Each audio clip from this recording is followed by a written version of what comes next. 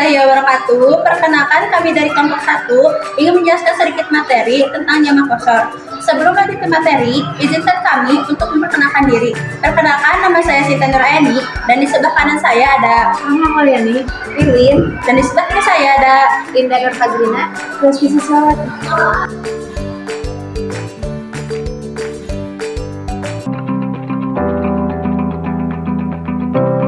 Baik, yang pertama yaitu pengertian tentang sholat jamak dan sholat qasar.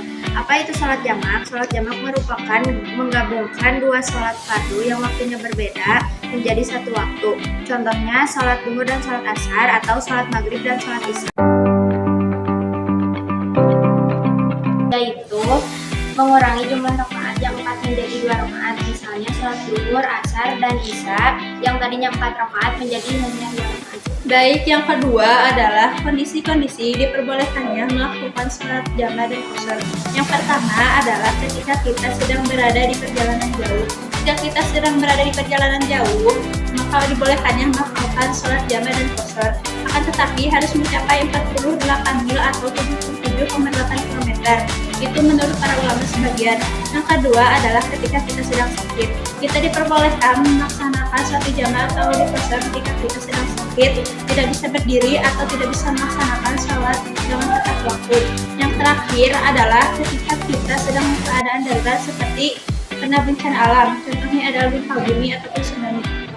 Tiga yaitu cara melakukan jamak dan qasar. Yang pertama, jamak. Jamak terbagi dua, yaitu jamak takdim dan jamak akhir. Jamak takdim adalah menggabungkan sholat yang lebih awal ke waktu yang lebih akhir. Contohnya, menggabungkan sholat zuhur dan asar dikerjakan di waktu zuhur. Yang kedua, jamak takhir. Jamak takhir menggabungkan sholat yang lebih akhir ke waktu yang lebih awal. Contohnya, menggabungkan sholat maghrib dan isya dikerjakan di waktu maghrib. 4. Ketentuan dan aturan. Sholat diperbolehkannya mengqasar sholat ada 11, di antaranya 1. Sholat yang diqasar adalah sholat 4 rakaat, yaitu sholat zuhur, asar, dan isya. Yang kedua, tempat tujuannya jelas. Yang ketiga, perjalanannya hukumnya mubah, bukan perjalanan maksiat. Yang keempat, perjalanannya karena tujuan yang baik, seperti untuk berdagang, haji, umroh, dan menginjil. Yang kelima, perjalanannya mencapai 2 marhalah, yaitu kurang lebih 82 km. Yang keenam, telah mencapai batas desa. Yang ketujuh, mengetahui hukum diperbolehkannya mengqasar sholat. Yang kedelapan, masih ada dalam status perjalanan hingga sholat selesai. Yang kesembilan, niat melakukan sholat qasar adalah ketika takbiratul ihram. Yang kesepuluh, menjaga hal-hal yang berlawanan ketika niat. Yang ke-11, tidak bermakmum pada orang yang sedang menyempurnakan sholat. Yang selanjutnya adalah niat qasar. Sholli fardhu zuhri raka'ataini mustaqbilal qiblati qasran lillahi ta'ala. Pengertian jamak takdim dan jamak takhir. Jamak takdim adalah dua sholat yang dikumpulkan dan dilaksanakan pada waktu sholat pertama.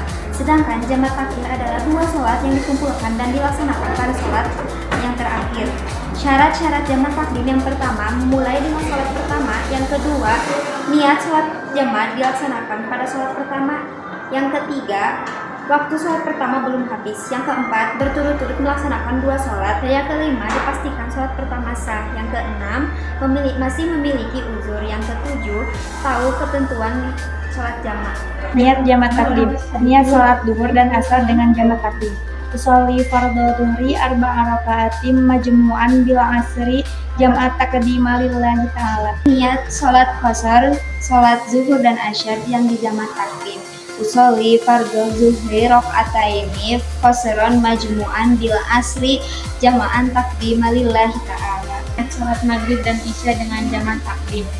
Sholli fardhu maghrib salasa raka'atin majmu'an bil isya'i jama'an taqdima lillahi ta'ala. Yang terakhir adalah syarat jamak takhir. Yang pertama adalah niat melaksanakan jamak takhir pada waktu terakhir. Yang kedua adalah ketika dalam keadaan uzur.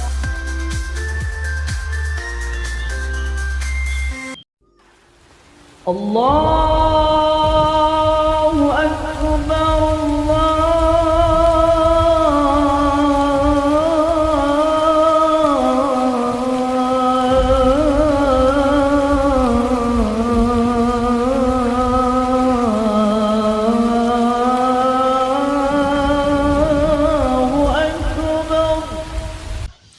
Melaksanakan sholat jamaah itu halnya seperti biasa melakukan sholat.